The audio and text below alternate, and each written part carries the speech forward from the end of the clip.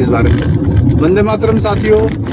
मैं अभी आज गोपाष्टमी के दिन जो है गौशाला जा रहा हूँ। कृष्णायन गौशाला जो उत्तराखंड की सबसे बड़ी गौशाला है, हमारे गुरुदेव के सानिध्य में चलती है। लेकिन तो मैं अभी गौशाला के रास्ते में एक ऐसे रास्ते से गुजर रहा हूँ जहाँ उस गौशाला के चारों तरफ मुसलमान गुजरों की बस्तियाँ हैं।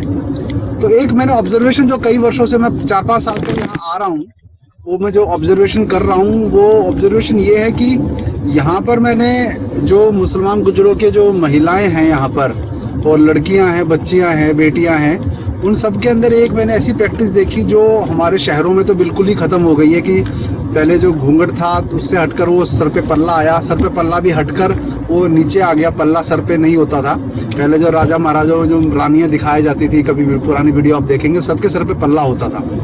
तो घूंघट की प्रथा और था के बारे में विषय वो अलग है, कभी बाद में बात करेंगे। लेकिन वो पर्दा ना होने के बाद वो पल्ला भी सर पे जो एक लाज शर्म और एक सुंदरता जो महिला की होती है उससे बढ़ जाती थी, वो भी जो है वो खत्म हो गई। उसके बाद वो चुन्नी जो है वो नीचे आ गई। अभी आप देखिए सामने स्कूल से बच्ची आ रही है और ये देखो इसके सर पे भी पल्ला है, आप देखेंगे, ये देखिए पल्ला इन बच्चों के सर पे।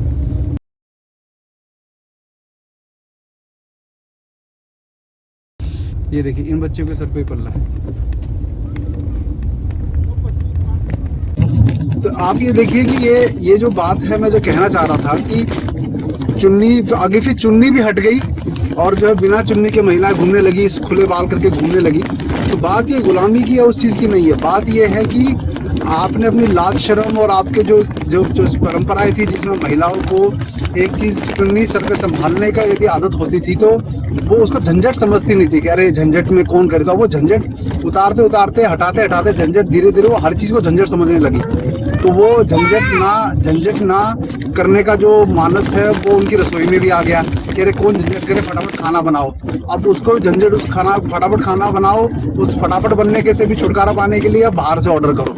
मैंने दिवाली पे देखा हमारे पड़ोस में कई लोग जो हैं दिवाली के दिन भी जो है वो डोमिनोज का पिज़्ज़ा का ऑफर चल रहा था, तो डोमिनोज का पिज़्ज़ा उन्होंने ऑर्डर किया। तो ये झंझट, हर चीज़ को झंझट समझने लग जाते हैं। तो ये सिर्फ ये नहीं कि सर पे पल्ले रखने की बात नहीं है, आपके मस्तिष्क, आपका मानस ऐसा बने कि आप हर चीज़ को संभाल कर, उन चीज़ों को साथ रखकर, उन चीज़ों को अपने दिन भर के काम के साथ साथ उनको संभालते हुए आप अपनी जो है श्रृंगार को भी बनाए रखो, अपनी लाज शर्म को भी बनाए रखो और सारे काम भी करते रहो। ये मानस बनाने का जो है ना हमारे देश में जो परंपरा बनाई गई थी, धीरे धीरे हम क्या कर रहे हैं, उन सब चीज़ों को भूलते जा रहे हैं। तो हमें लगता है कि ये हम हिंदू मुसलमान करते रहते हैं, लेकिन मुसलमानों में मैंने ये देखा है कि अपनी इन चीज़ों को, जिसमें महिलाओं का जो परंपरागत रूप से जो उन्होंने एक लाज शर्म बचा के रखने का है वो उन्होंने बचा के रखा है।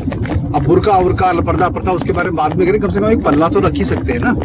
क्योंकि मैंने देखा था जब हम वहाँ गए थे, जो अटारी बॉर्डर जो है जिसको वाघा बॉर्डर बोला जाता है, वैसे वाघा पाकिस्तान की साइड का है, अटारी जो है भारत की साइड, उसको अटारी बॉर्डर बोलना चाहिए। तो हम गए थे तो हमने देखा था कि हमारे जो भारत की तरफ की जो साइड थी वहाँ पर वो डीजे पे गाने चलाकर जो है वो महिलाओं को बीच में नचवा रहे थे। वहीं दूसरी तरफ जो पाकिस्तान की साइड थी वहाँ पर महिलाओं के साथ ऐसा कोई कुछ नहीं किया गया। वहाँ ढोल वोल पे बजाकर लोगों ने जो है वो बस थोड़ा बहुत कर लिया, कोई मतलब पुरुष तक नहीं नाचे। थोड़ा बहुत पुरुष ने कुछ हाथों से पैर हिला दिए होंगे तो अलग बात है, लेकिन महिलाओं को तो वहाँ पे किसी प्रकार का कुछ नहीं किया। ये नहीं कि आज़ादी नहीं है। आप जो है, मैं देख रहा था हमारे देश की महिलाएं वो पाकिस्तान के लोगों के सामने वो नाच रही हैं उछल के, पूरी भीड़, आपको मैं उसका वीडियो बीच में डाल के दिखाऊंगा। तो ये क्या इससे क्या मॉडर्निज्म साबित हो रहा है कि दुनिया की जो आपकी घर की महिलाएं दुनिया के सामने जो है वो ठुमके लगा रही हैं, नाच रही हैं। शादी में देखो तो सड़कों पे नाच रही है। क्यों भाई? हमारे यहाँ तो महिलाओं को साथ में बारात में लेके भी नहीं जाया जाता था।